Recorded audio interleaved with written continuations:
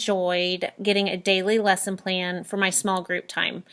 Many people wonder, what do I do during small groups? Guided reading gives you a great plan for every day, telling you exactly what to do, and it really gets you into reading good books with your kids every day. And it gives them the opportunity to read more too, and gives you the opportunity to hear them read. So that's been great. In an effort to meet the needs of my students, I began the Learning Lab this year. And the use of guided reading groups has helped my students to learn necessary strategies in order to become more effective, independent readers. I just say, don't expect it to be perfect at first, because it's not going to be perfect. It takes some time. Even just starting in February for me, I feel like I'm still learning a lot, and every week I find something that I need to do different. And I think seeing her modeling guided reading and having her come in and observe me as I am teaching a guided reading lesson and getting that feedback from her was really beneficial. She's one-on-one with you. She's able to help you figure out what you're doing well and what you need to improve on, and that was really great. The most helpful part about being in the Learning Lab was having Miss Main meet either one-on-one with me or meet as a Learning Lab group to discuss in detail the different parts of guided reading. Q&A sessions were always a part of these conversations. I also felt like having Miss Main observe my guided reading groups over a 5-day period was beneficial.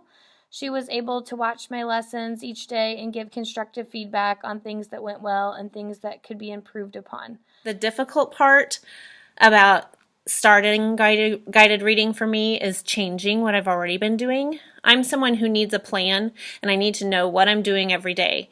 And so I kind of created my own plan and got into my own routine about what I was doing for small groups every day. And so this guided reading plan, although it's not a huge difference, there have been some changes, and just changing my routine has been the most difficult part. What was difficult for me was timing with groups. I only had 1 hour dedicated to guided reading time, and so I had 15 minutes each for each group. With those 15 minutes, at the beginning of the year I didn't know what to do, but even whenever I did guided reading, sometimes I would run out of time with what we were doing. What behaviors have I noticed in my students? Well, I can tell you that they're a lot more talkative in small group. That can be good and that can be bad. More talkative in a way that they are excited about what they're reading and they want to share more and make more connections and talk to me more about those books. Hands down, I've seen a lot more confidence from my kids.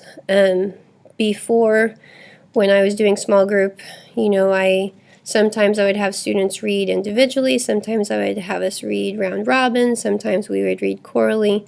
But with guided reading, they're kind of on their own. You're just there to help them out if needed. So I have seen a lot more confidence rather than seeing kids reading and stopping and saying, "Hey, Miss Choate, what's this word?" They're using the skills that we've talked about, and they're using the strategies that we've learned throughout the school year to decode a word or to monitor for their reading or to monitor for comprehension. Following the guided reading plan this year, I am now very happy with how these lessons look. My students have made great gains in many areas, and one area that I feel my students have made the most growth in is their ability to understand higher level vocabulary, which is academic vocabulary, and their ability to again use strategies to figure out the text and connect to the text.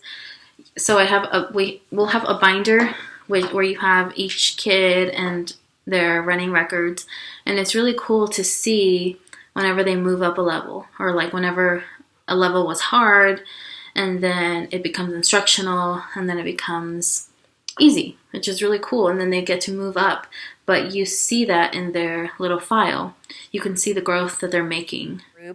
They like reading to me. They get excited because they get encouragement. Even though I will tell students ahead of time, today I'm going to be listening for expression or to see if you're pausing at punctuation.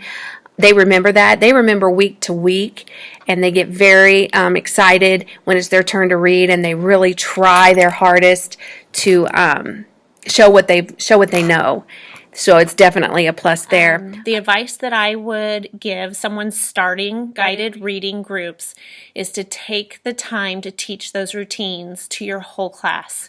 Your expectations for workstations, what the class is doing outside of the guided reading group is very important, because you only have a very limited amount of time with that small group at your table, and you cannot have interruptions. And so teaching those routines to your class and making sure they stick to it is essential. Just be patient with it, because it's not going to be perfect at first. And it's just fun doing something new. So, don't put off planning till Sunday night. You'll stress out about it, and then it won't be done well. Right after you're done with the running records on day 2, then start your planning for next week.